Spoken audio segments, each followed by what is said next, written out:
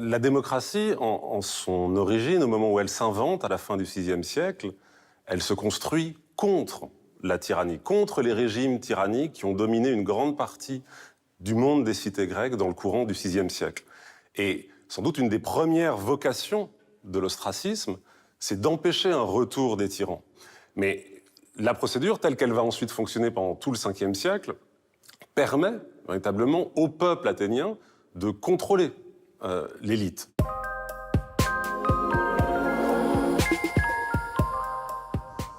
Cette procédure de l'ostracisme ne surgit pas n'importe où. Athènes, à la fin du VIe siècle avant notre ère, est le berceau des premières institutions démocratiques de l'histoire. La cité regroupe les quelques 150 000 habitants que compte alors l'Attique, parmi lesquels 30 000 citoyens participent activement à la vie politique. Certains sont tirés au sort pour préparer les lois et surveiller leur application, et tous siègent à l'Ecclésia, l'Assemblée générale des citoyens chargée d'élire les magistrats et d'ostraciser les Athéniens devenus trop dangereux. Alors en quoi consistait cette procédure? En fait, chaque année, au mois de janvier, les Athéniens se réunissaient à l'Assemblée et ils décidaient par un vote à main levée si ça valait la peine, cette année-là, ou s'il était urgent, nécessaire, d'exclure un individu à Athènes parce qu'il aspirait au pouvoir personnel ou parce qu'il mettait en danger le fonctionnement des institutions démocratiques. Si une majorité d'Athéniens se votait en faveur de la procédure d'ostracisme, celle-ci était organisée, donc la procédure se déroulait en 2 temps, celle-ci était organisée 2 mois plus tard.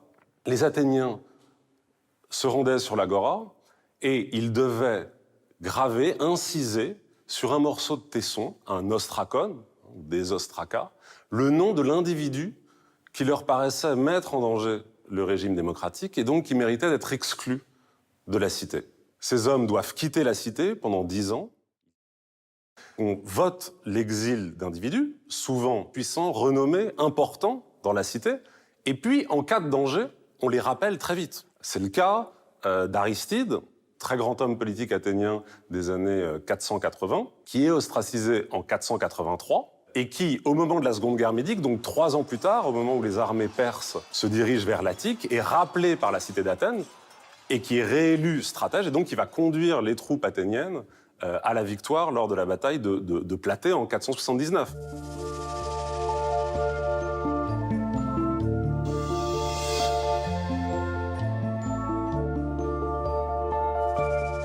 Des individus puissants à Athènes, membres de l'élite sociale et politique athénienne, qui vont être ostracisés, il y en a de très nombreux tout au long du Ve siècle. Et plusieurs sources littéraires anciennes nous indiquent que le dernier homme à avoir été ostracisé, c'est un certain Hyperbolos. On est en 416 avant notre ère, et voilà donc le dernier homme qui aurait été ostracisé par les Athéniens.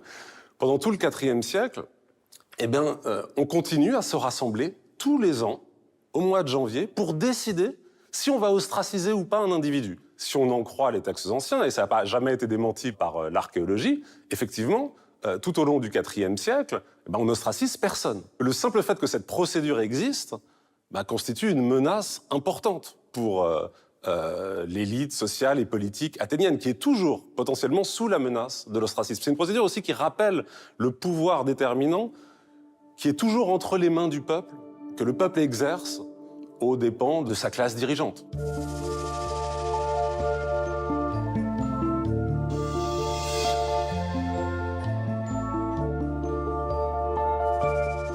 Cette procédure, on la connaît évidemment par de nombreux textes des auteurs anciens. Aristote, Plutarque, Thucydide, mais d'une certaine façon, pour comprendre le plus justement possible ce dont il était question, heureusement, on a l'archéologie. Heureusement, on a tous ces ostracas, tous ces tessons qui ont donné leur nom à la procédure. Les États-Unis se réservent la part du lion, les fouilles d'Athènes. À la plus grande démocratie du XXe siècle doit revenir le privilège de mettre au jour les origines mêmes du système démocratique. C'est là qu'au début des années 1930, ils découvrent sur l'Agora les premiers dépôts d'ostracas.